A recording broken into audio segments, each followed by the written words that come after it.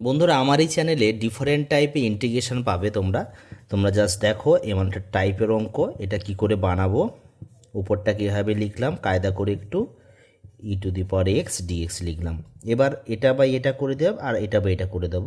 করলে কি হবে, 1/x - 1 এর whole square e⁻x minus 2/x - 1 এর হোল কিউব e⁻x, এটা হয়ে গেল dx। এবার লেট e⁻x 1/x - 1 হোল স্কোয়ারটাকে আমি জেড ধরে নিলাম।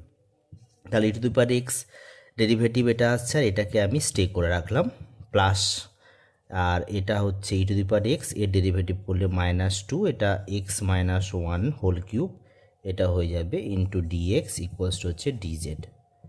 বোঝা গেছে? এবার তাহলে আমার হয়ে গেল, এর পরিবর্তে dz বসে গেল। তাহলে ইন্টিগ্রেশন জেড প্লাস সি, জেডের ভ্যালু হচ্ছে e⁻x x -